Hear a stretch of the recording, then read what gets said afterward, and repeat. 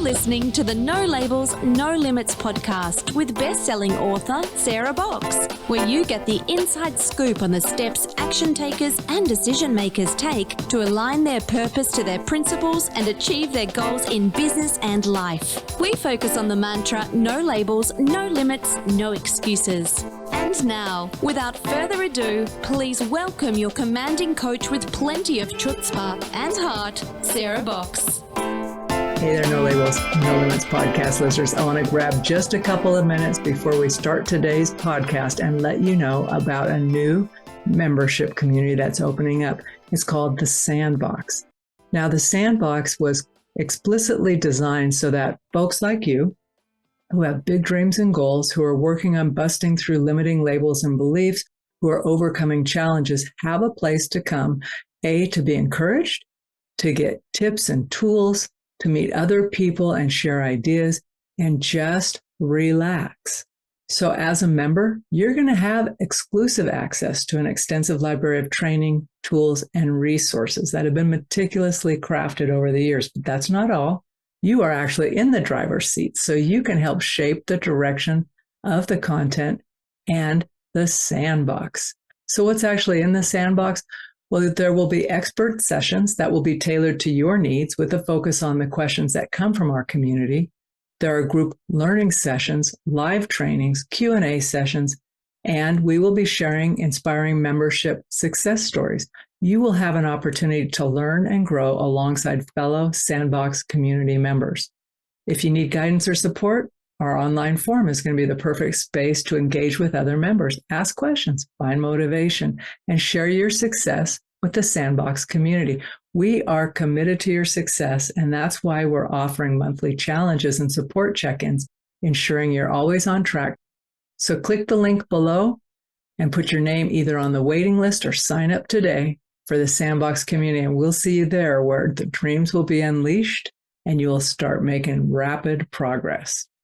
Hey there, and welcome to this episode of the No Labels, No Limits podcast, a podcast all about helping action takers and decision makers like you align with your purpose, your principles, and achieve your goals, whether that's in business or in life. I'm Sarah, your host.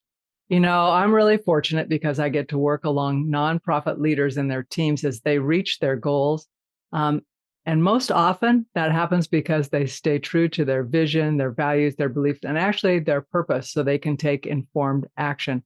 And our team likes to say, we serve nonprofits like we serve our families, and we love our families. So on today's podcast, we are joined by Liz Lara. Now, Liz, I've known for a number of years. She's the Family Services Program Specialist at Chino Valley Unified School District in Southern California. And she is considered, she wouldn't say this about herself, but she's considered a powerhouse and a champion for children and families. So for over 2 decades, Liz has been at the forefront of transforming lives through her work. She's a true expert in overseeing contracts, grants, and district-based social services support.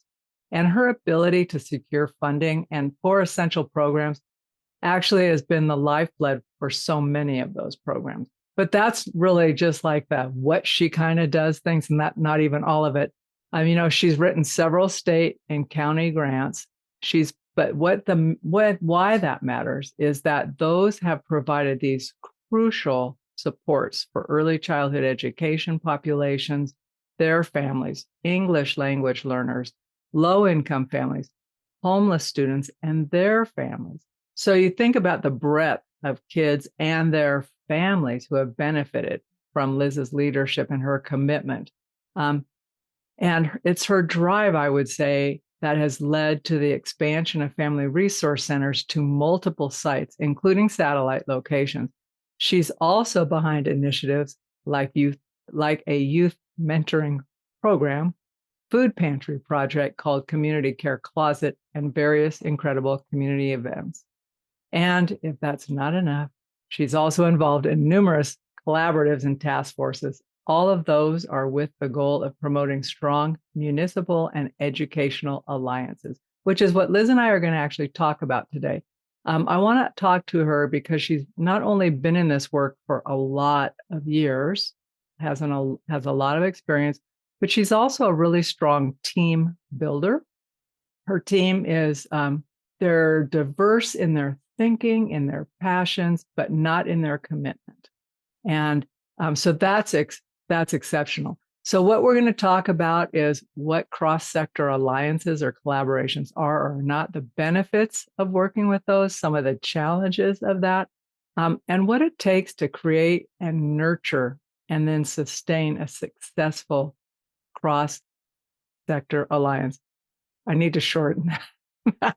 And really how to stay the course when the going gets tough. Because, anytime we're in relationship with people, we hit those bumps.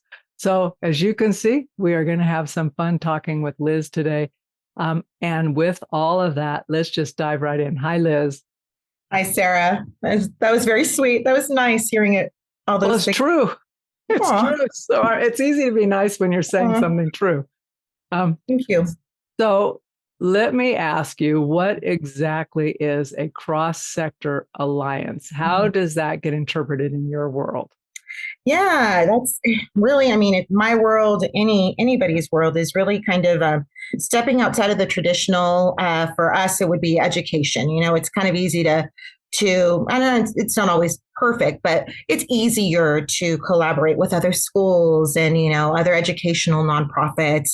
It's tougher when you're kind of going cross-sector, like your municipalities, your cities, something completely different with your businesses, with other completely different nonprofits. I think that's where it gets a little bit trickier. It's kind of out of the norm and kind of stretches you. And so what we have been super blessed to be able to do is just continue to build on our collaborative. Really, we've had a strong collaborative within the Chino Valley for a while, but kind of building from that and just breaking the mold of a traditional collaborative into something stronger, more defined, really becoming an alliance. And so kind of like what that looks like. What is the distinction then between an alliance and a collaborative, Liz?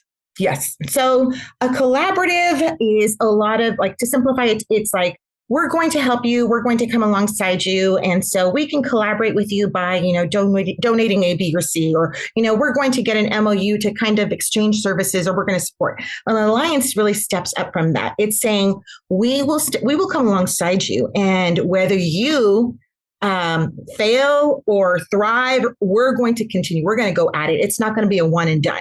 It's going to be something continued, and we're going to plan long-term, and we're going to have long-term goals. And so, in other words, we're in it with you, not just in the event type of thing. We're going to be with you throughout this year, throughout next year. In other words, we're building each other into each other's future. Okay. So let's get specific and talk about the HOPE program, because that really is the cornerstone for my thinking of this conversation. Right. And since our listeners don't know anything about it, and it's just in my head and your head, obviously, much more so, share a little bit about what the program is and how it came about. Yeah. So HOPE, well, I should go back a little bit further. When I came on, and that was like 20 plus years ago, I really came on to work with ECE. So early childhood education, a collaborative within Chino Valley had written an ECE grant actually for First 5 San Bernardino. And they kind of gave it to me and said, here, can you oversee it, run it, manage it? And by the way, we're collaborating with the YMCA, with the city, with San Bernardino State, Superintendent of Schools, a preschool department, and kind of like, I was like, what in the world do we do with this? But really, we began small. As big as that sounded, it was small. We were serving 0 to 5, but we really began to lay the groundwork for our systems and kind of like getting to know our partners, our community, what the needs were. Fast forward about 10, almost 15 years, I want to say.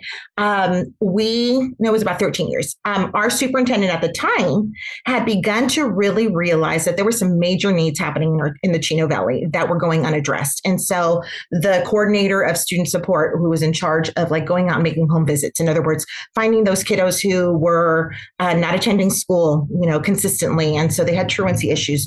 The home visits really came about, and they were seeing families who were living, beyond anything what we could imagine. Facilities without, back houses without electricity, back houses without water, 10 people in one garage. So all of these things came to light. And our superintendent pretty much gave a call out to the community, who was Mr. Wayne Joseph at the time. And at a school board meeting, he said, we're in a good position financially. By then, we had kind of toughed out these lean years, from the state and the state budget. And he's like, we're in a good position now to really start thinking about these services that we need to add. And so I am calling on the community, the Chino Valley community, really step up. And so he called it Hope, and it was helping our people every day. And what he wanted to bring in these leaders from the community and begin to brainstorm about what we could do to better serve these high needs families, these students who were at risk of, just kind of falling through the cracks. So what happened was these leaders came about. And so actually, it was actually one of our city leaders who said, that there's already a smaller resource. There's something already kind of in place where we collaborate, but it's being done on a small level. And so I knew Mr. Joseph. He used to, when I was working at Chino High, he was actually the principal there. And so he called me up and he's like, I've heard that you're doing this. I'm like, yeah, it's on a smaller level. He's like, I need you to come and talk to cabinet. We need to come in. If it's already in place, let's expand this. And so he took really the bull by the horns and really kind of maneuvered into this, like, we already have something set up. Like pretty much the infrastructure was there. If we give you additional money, can we expand it so that we can serve K through 12? And that's really how Hope came about. They gave us, initially it was $250,000 that first year, and then they doubled it the second year and said, we like where this is going, and gave us funding called LCAP, Local Control Accountability Program or Planning. And so then it was new money coming in from the state that gave districts a little more leeway as to how they could use that money. And so then it was one of those where we came back and we talked to our partners, our existing partners. We went to the city of Chino and said, we will need more case managers. Can you do that? Yes, we will need to do this. We spoke to our YMCA. Can we continue partnering with you? And that's really where it came about. And so it's going to be 10 years next year. And we probably have close to maybe about 55 collaborative agencies and about maybe 10 alliances. So these are alliances that are like strongly built. They are there with us every step of the way. If something comes up, they're there pretty much to kind of like, okay, what is it you need? How can we assist? How can we support you? So that's really how it's come about. Do your alliance partners, they function as an advisory kind of clear the path when there's obstacles for you guys? In a way, but it's a little different because you have to remember. So with the city, they really are coming in as a support system in areas that the district can't touch. Okay. So just for example, especially post-pandemic, we had so many families who were falling behind, right, with rent, utilities, all of that. They had CDBG funding and some additional funds coming from state and federal that they were able to access directly. And so we were, through our family, our educational, so district-run resource centers, we were able to connect them immediately to assistance to those municipal funds. So if it was water, if they were delayed with their water bill or SCE or gas, any of those things, if they didn't qualify. So that's like one area of an alliance.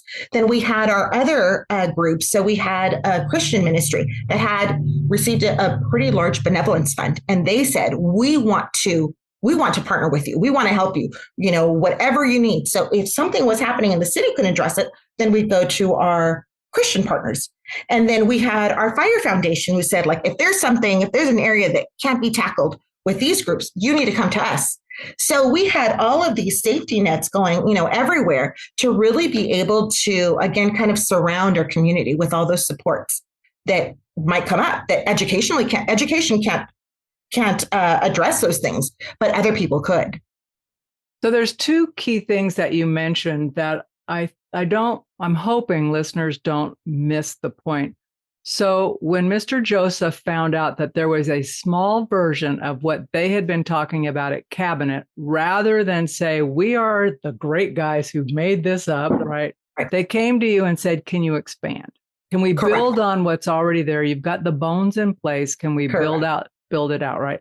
So oftentimes that's not what happens. Someone says there's money or we have support. We need to do our own thing because it's an ego thing. We want our name on it, right? Mm-hmm. So that was unique. Yes. That was different in that. I mean, I know other people have done that as well, but I think sometimes I've seen people do it in name, like they say, we want to build on you, but we ultimately want to change you. We don't like you the way. we just want to buy your stuff. It's like, it's a hostile takeover. Yeah. And I mean that in a way that where the intentions are good, but the consequences down the road aren't that great, right? Correct. So, but you were also, the other point is you were willing to step up and take a risk and expand, right? Because that's a big influx, a big growth, right? Right. So how did you bring your team along when you were doing that, Liz? Yeah. And if I can also kind of add, yes, it's a big stretch, but you have to remember too, we already had some good partnerships in place. We had trust, we had built up trust with some of these agencies. So yes, it was kind of like, this is a big leap, but we also knew what we were getting. We knew that we were already working correctly with some really good partners. So you had systems have challenges in place. We did. And the systems, and also we had the collaborative. So before it turned into an alliance, the collaborative was in place, meaning we knew how to collaborate. It wasn't like the first program. We had a number of programs that the city would actually staff, like the subcontract with the district. And so they were taking care of after school programming. They helped with tobacco prevention. So there were other things already in place. So we knew what we were getting. So that definitely was a benefit. So you went in with your eyes wide open. Correct. And so really it was about the expansion. Yes, we tripled in size the first year. So right off the bat, it was having to find good people who also kind of aligned with our vision and what we were wanting to do. And really kind of, we really wanted their heart to be in the right place. And we asked them from the very beginning, you have to be flexible. We're really kind of growing and learning this program as we're going along. So that was a big piece of it. And again, just having good relationship with the city. Like I have been on every single panel. So our case management team staff is the largest part of the component here. And so the city from the beginning said like, hey, we want you on every panel. So I have a say in who's coming onto our team. Isn't that something too, right? Instead of like, no, we're going to just send you who you want. So right off the bat, so it's been tons and tons of interview panels that I've been on, but I can go in and I can sit with coordinators and people who are going to oversee them. And we can really find the right fit right from the beginning. So that's huge. Because they're city employees. Correct. Who are working in your space. Correct. Right. And typically the employer maintains all of that control. Correct. So that breaks the mold right off the bat. So they are sitting in educational space, right, at our district offices, and then they go out to all these school sites. If a family can't get to us at one of the resource centers, then they will drive out to a school site, and then we find space. And really it's become where we're seamless. And so, they wear their Hope badge or, and staff sometimes don't even know, like, oh, you're part of the program. They don't ask, oh, your city, or no, it's like it's one project. We're all working towards that same goal of supporting our students and our families. So really, I mean, it's taken a bit, but we're to the place where it's become seamless. It's become operational. And listen, folks, remember, she's talking, this is a decade into this, where the alliance is there. Yes. And they had the pre-work. So this isn't one of those things like you see a big grant come out. We want to fund a collaboration, right? And it's like, and you've got 3 years to show us results. We're thinking 3 years. You guys were still building and testing your trust in your relationships, right? At 3 years. That's exactly right. Yeah. That's exactly and so right. There's the ability for someone to hold a longer term vision. Yes. Kudos to Mr. Joseph. Yes. Right. But that leads me to another question. So here you have this very charismatic leader, and I'm going to ask you about your video project so people can go and hear his words and his voice, but we'll talk about that in a little bit. But you have this charismatic leader who then retires, right? Yes. And not that long after, right? How long after this got going was he able to help champion? I think, let's see. So he retired, I want to say 5 years ago. Okay. So really kind of midway, like 4 years in, exactly 4 years in, and then he retires, and we're kind of like, oh my goodness, what's going to happen, right? I mean, he was the founder of Hope, and kind of like it was his brainchild, his baby, and so some nervousness kind of happening. And I remember him always saying like, no, this is good work. This is good work, and it has to continue. And again, kind of the buy-in from the community.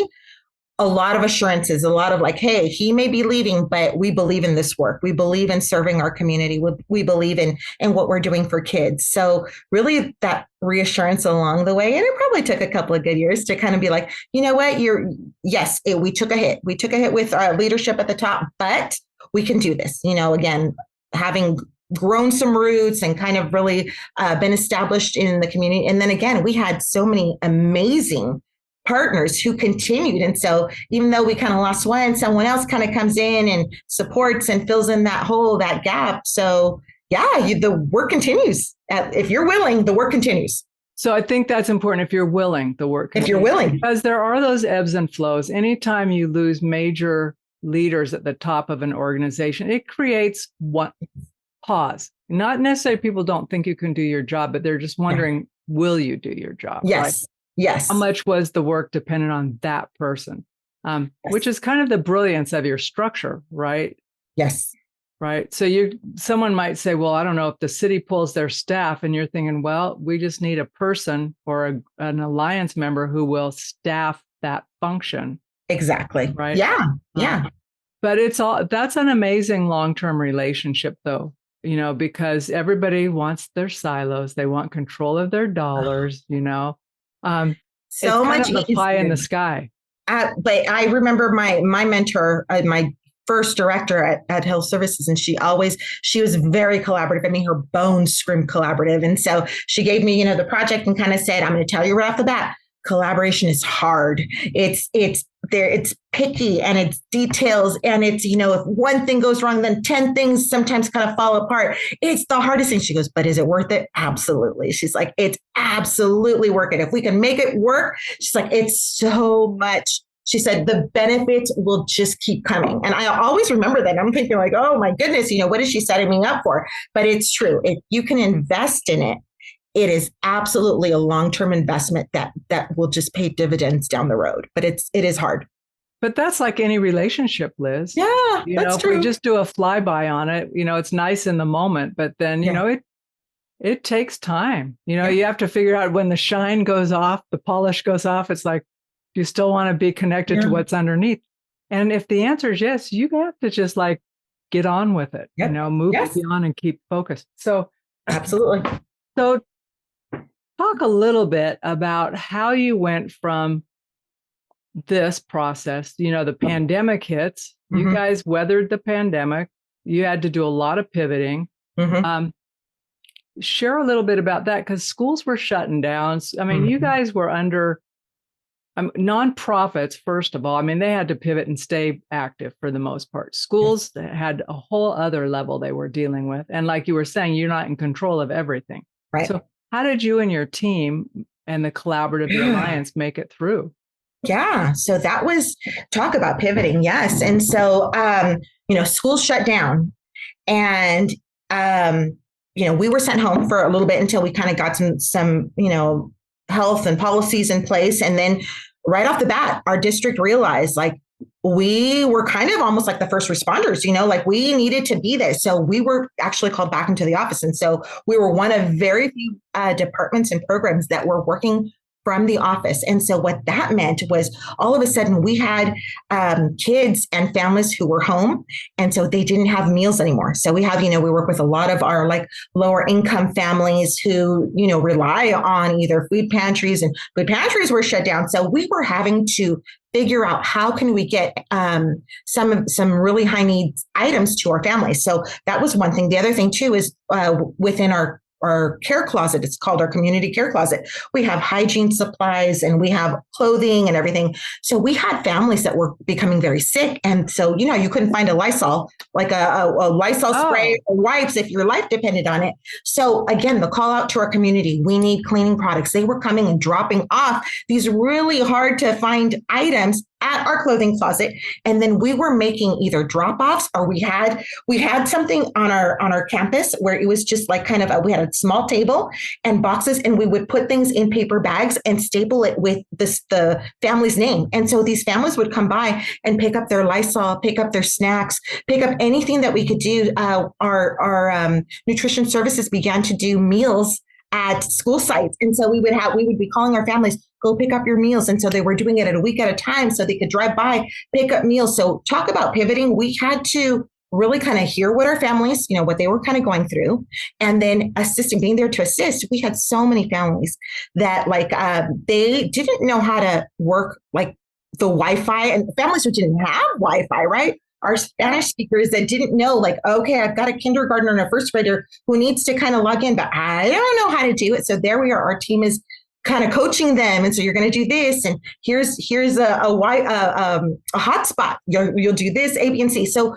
what our team did was we kind of became the stopgap. And so anything that really was going to be a barrier to our students, their education, their well-being, their mental health, their safety, all of that, we were figuring out. We were trying to find clinics. We had a COVID clinic that's set up at our campus, and just really kind of coordinating every kind of service and resource out there became kind of like the central hub. And really that's what we ended up doing. Our service numbers went through the roof in those 2 years. Honestly, they were incredible. Just the units of service, the calls, the home visits that we were able to do. Sadly, we had a number of families that lost loved ones during that time. They had grandparents who were living in the home. They had an aunt. We had a few students. We had parents who unfortunately passed away from COVID. What about funeral expenses? What are we going to do? We can't even, and we are calling our Christian fund, our partners. Yes, we will help with, from our benevolence fund, we'll help with so much to help towards funeral expenses. Yes, we can do this. So it was a test. It was really a test of will and strength and ingenuity and being innovative and how we could best provide these services. But it really did stretch us. It was a tough time, but it was a really good time to see the community kind of step up. When you reflect back on that now, does that, like the way people came together for you, for your families, for your community, does that ever bolster you when things get tough now? Absolutely. Yes, it is. It's a great, those great success stories and just the stories of resiliency and kind of just, overcoming challenges. Absolutely. Because if I make my program sound like it's just so great and we're just doing all these, we are, but there's so many challenges that happen every day. There's ups and downs and everything. Well, you're working in a system. Anybody who's dealt with a system, right? A government system, absolutely, or a big business, right? We all have these bureaucracies. You're thinking that is the craziest thing I ever heard of. That's slowing us down. It's creating friction. Absolutely, yes. And so again, it's a great reminder, though, of how far we've come. And again, never taking saying oh, we did this or, oh, the district. No, it's been our community partners, our community, just loving on people, loving other people, regardless of where they're from, what's going on with them, political, race, everything. They just care about people. And so that's the true testament, the testament that the community can kind of come behind, other families in need. That's the real story. It is a real story. So I want to ask you to share about, I think probably a year and a half ago, you got the notice, but you were awarded by the state of California to take everything you've done, develop a curriculum so that other school districts who are so inspired can replicate, right? Yes. So how did that come about and where are you in that process?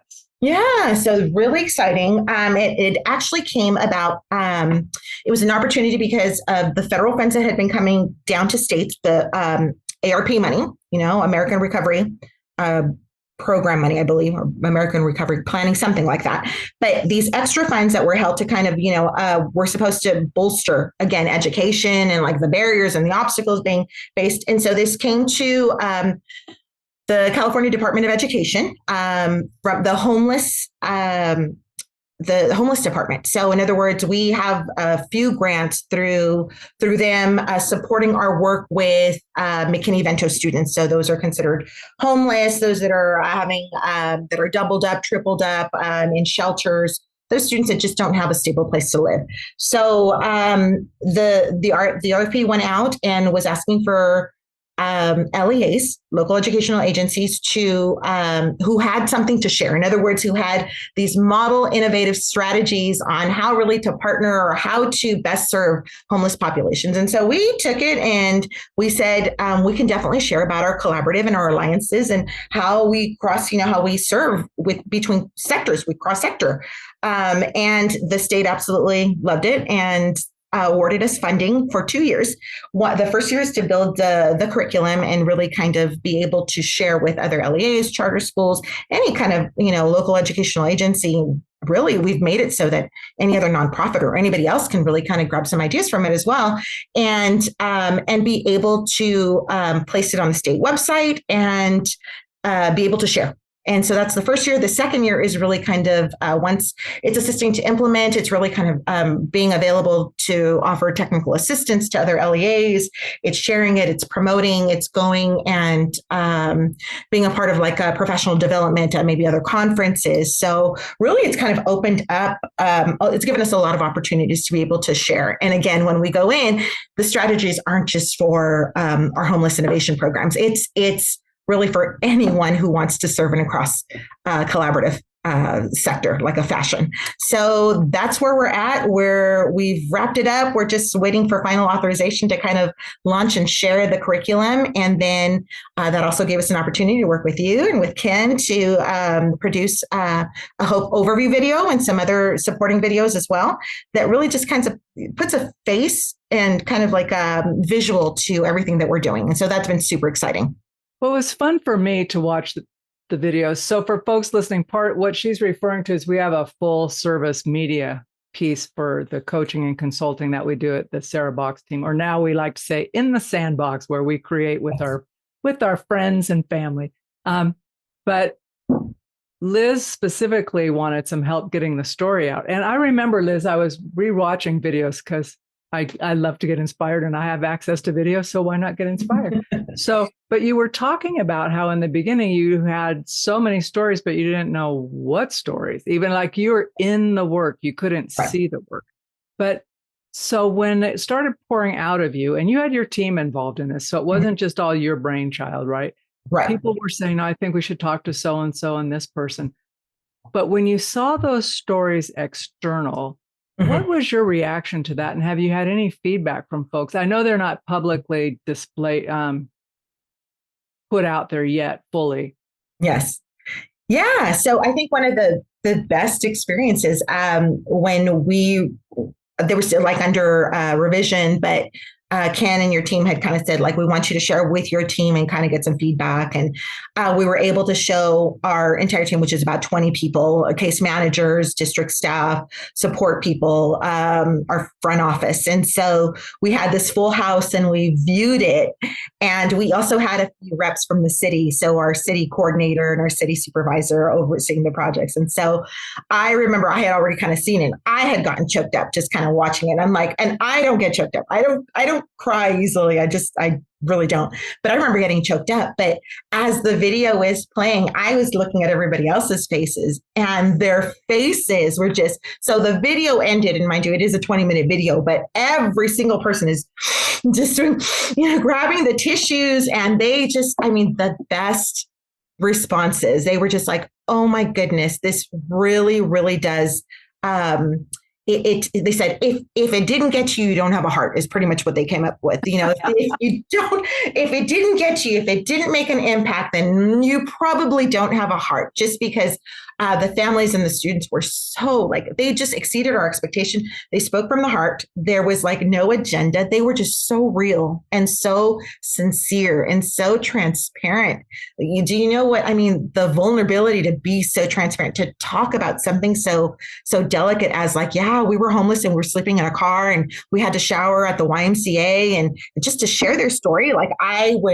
I was truly blown away. I was blown away. It was more than anything. We hear it, but we hear it in the confidentiality of our, our little intake rooms and our offices and story after story. But to actually be okay they were said, it's okay. If this is going to help somebody else, we want to share a story. That blew me away.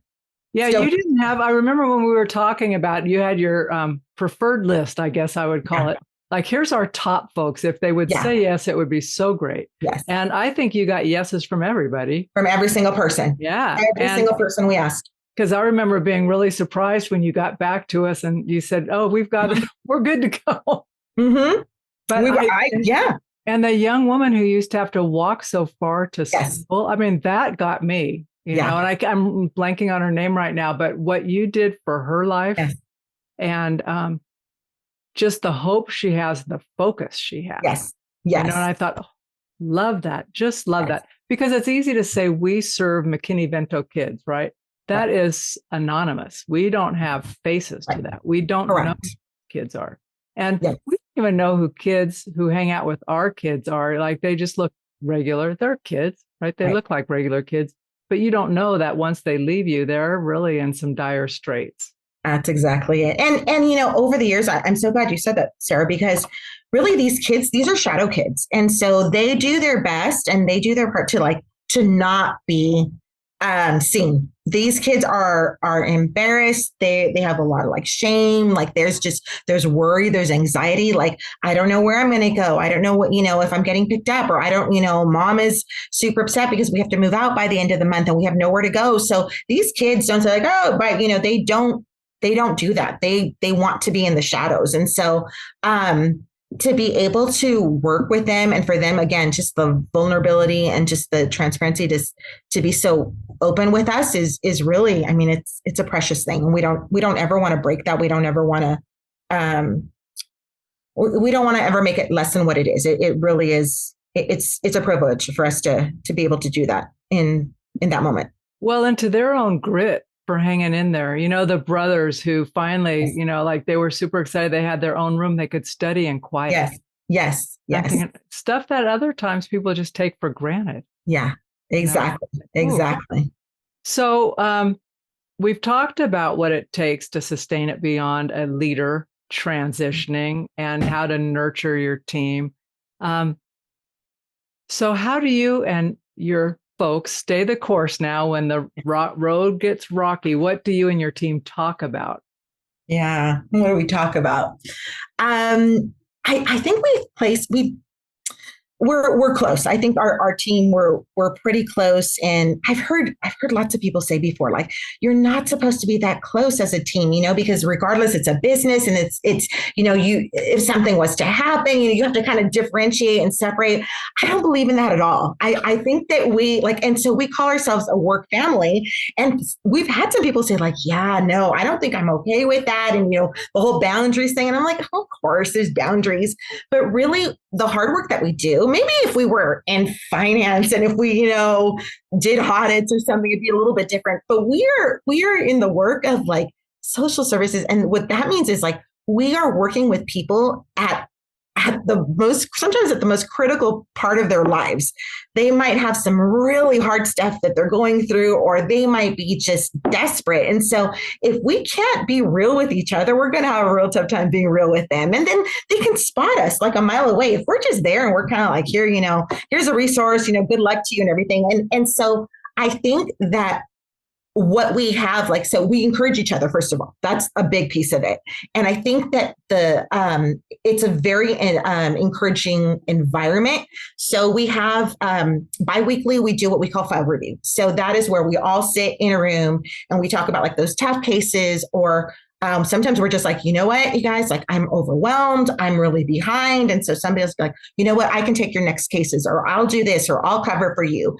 That's always intersected with either some professional development or a new resource or something. And what we try to do too is we try to end with something positive. So it could be a simple team building or some kind of a game or something, because honestly, we're going through such serious things. I mean, people who are just, again, I just don't think that people realize how difficult, and with inflation being what it is, what rent, Sarah, what we see time and time again right now, there's no stoppage right now.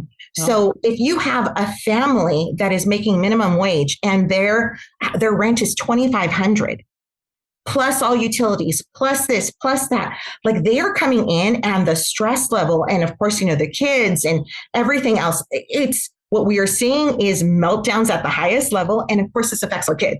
So we're talking mental health and physical health and lack of engagement. So if we are not really there listening to the pieces of it, to all of it, and we're not there, again, we can't just say like, okay, well, we're just going to get you tutoring. And so good luck to you on your rent, or good luck to you, with your food costs. We're not being holistic. We're not being, are we really supporting the family? Probably not. So it is heavy. It is extensive. It is hard. We practice trying to leave it at home, trying to, the end of the day and like, okay, we'll be here tomorrow to kind of pick it up again. Sometimes we can't. Sometimes, situations are just really, really hard. But for the most part, we have each other. That's why the importance of having a really good team who has the same vision, has the same heart. So really compassion for people, empathetic, just a heart to serve, because that's the other thing too, is are you just here to kind of get the experience and move on? Or are you really, truly trying to serve? You're here because you want to make a difference. And I think that's one of the big pieces too, surrounding yourself with those people who have the same heart as you. So we just, a lot of good camaraderie, a lot of good relishing when we've got good moments, because other times where we might be crying over the hard moments for sure. Yeah. And I think I'm with you in that it's more of a family and a work environment. Yeah. Whether people are comfortable calling that or not, but I think if you think of it in that way, assuming that you have a healthy family framework, whether or not your family's healthy or not, it's another issue. But in your mind, it's like, okay, this is what I know. Yeah. But if you're really coming from a caring place, it helps other people know they can ride the storm. Exactly. What was I talking to someone? They brought this up. They said, I love this term, and I think I'm stealing it, right? Hold out. Sure, but really, It's having that grace in the gap when we can't be our best selves. Someone holds that space for us so that we'll be back. Absolutely. Rather than stressing you out further, going, oh, sorry, you can't cut it. You're out. Right. Exactly. And grace with ourselves as well, because, oh man, it's a lot, and we're all going to have our tough days and our bad days. And so just kind of giving ourselves a lot of grace as well. I agree. Okay. So I do this. I'm totally shifting gears here before we wind this up. But we're doing this new thing. It may not be totally new by the time I air this, but I'm asking podcast guests to take a moment and learn from one of our previous guests, random. We're not saying who, we don't care, but we want our podcast guests, the ones coming on, to share something they gained from a previous person who left a nugget and maybe how that hit their heart. And then we can let that guest know also. Yeah, no, I think we're kind of talking about this earlier, but I had listened to Bill Murphy, and he talked about thriving in the storm. And that spoke to me again, professionally, and it just, kind of reinforces everything that we were talking about, in this past hour, right, Sarah? It's like, thriving in the storm. And so it's not just riding it out. It's not just kind of like holding on for dear life, finding the grit to kind of not just survive, but thrive. And so really that is something that has spoken to me personally. It's spoken to me again, professionally. And then something else that it said too, you don't have to have exceptional talent or resources to overcome adversity, to be resilient, or to achieve extraordinary goals. If that doesn't talk to someone, I don't know what does. So you don't have to be, I don't consider myself like, I am not that great. Like I am just this normal person who just really enjoys what we do, what I can do, the God-given opportunity that God has really given me to kind of be in a place where I come across families and students who could use help. And then we have all these wonderful resources that are made available. And so how awesome is it that we can facilitate, this giving and this getting and this receiving, and just being a benefit? Because I'll tell you what, the students and the families are thrilled when someone comes around and supports them. But those also, the people who are giving, they are blessed. They are happy. They have such, oh my goodness, joy in their heart, knowing that what little they gave or whatever it is that they did also brightened up someone's day. So it's a win-win. And so really it kind of comes back to we can all do something. We can all do something. We all have something, either talent. For me, I think I just have a lot to say. I mean, like, right. I just have something to say and something to share, and just being able to do that. I mean, we can all make a difference. Well, you're a can-do person. You have always been a can-do person. Can-do person. I've watched your face when people in a room have started going, we can't do this. And your face is like, oh, please, are we doing this again? It's like, yes, we can. Come on, let's do it. We have to. So Liz, people I know are going to hear this and think, okay, I might not be in California, but can I still reach out and find out how this might play in my community? And are they able to reach out to you guys? Or where could they learn more about the curriculum? Yes. Yeah, by all means, you can always go to our website. So it's the Chino Valley Unified School District website. And so then you will go in under programs, you will find Hope Program, or you can search and go into that page. And there's something that says, tell us about yourself. You can send us a little bit about yourself, your questions, and we will be more than happy to get a hold of you. And we have programs and LEAs, nonprofits throughout the state who hear about us and say, hey, can we have a virtual tour of your closet? Or how did that get started? Or we would love to know more. How did your alliance with the city get started? And so we are more than happy to share, what our experience is. And do we have it all down? No, but we can definitely share with you what worked and what didn't. We'll be more than happy to do that. Well, and once the toolkit is published, the curriculum is published, you have specific items in there and examples that people can take advantage of. So that always helps people get a leg up on where they're going. I think when you can look at something and go, oh, 85% of this fits for us, and the other we can have a conversation about. So Yes. And so that curriculum, I think the first session is all about community collaboratives and alliances. So it's this great PowerPoint presentation, and we've got some videos embedded in it. And so really kind of talking a little bit about what we talked about today, the differences between just traditional collaborative and like, what that entails versus, an alliance, and something really, where people have strong buy-in, and how you can get to that. Some great ideas on how to get maybe started or get talks going with your municipal leaders, your city leadership. A lot of great tips. We'll talk about our staffing model. We talk about finances and grants and how we get to do this on a shoestring budget, and just a little bit of everything. So by all means, as soon as the state puts that on the CDE's website, we can also, I can let you know, or they can also go to the Chino Valley District website and look under HIP. So that's Homeless Innovative Programs, and it's called the HIP Toolkit. And they'll have free access to everything. And I mean everything. It'll be like our strategies, our our job descriptions, everything that has nothing back in your nothing. And someone asked me why we would do that. Why would you do that? Why would you work so hard for all of your curriculum and all of your forms that you've developed? Why would you share it? Because it's the right thing to do. Because if it serves other kids, if it serves districts, and it can help other people, why would we not? I know that is the question. Why wouldn't we? Why wouldn't we? Absolutely. Liz, I got to say, every time you and I get to talk, I just come away more energized, more inspired. So it's so fun. Thank you for saying yes to being a guest on the podcast. Loved it. Thank you for letting me talk about it. Oh, love it. I will put folks in the link. We'll have a hyperlink to the school district's website. I'm sure by the time this airs, all that will be up and going. And then when she said CD, that's the California Department of Education. Department of Education. Sorry, all my acronyms. Hey, when you're in the speak, the acronyms flow. So I just thought I'd point that out for anybody who might be in another state. Yes. All right, Liz, thank you so much. And Thank you, Sarah. It was great talking to you. Bye. You've been listening to the No Labels, No Limits podcast with best-selling author, change agent, and strategic vision coach, Sarah Box. You can grab the show notes and find out how to work with Sarah at sarahbox.com/no labels, no limits podcast. We'd love this podcast to reach as many people as possible. So please remember to rate, leave a 5-star review, and share the podcast with someone you think would get value from this conversation. Until next time, keep taking those daily action steps to align your purpose to your principles and achieve your goals in business and life.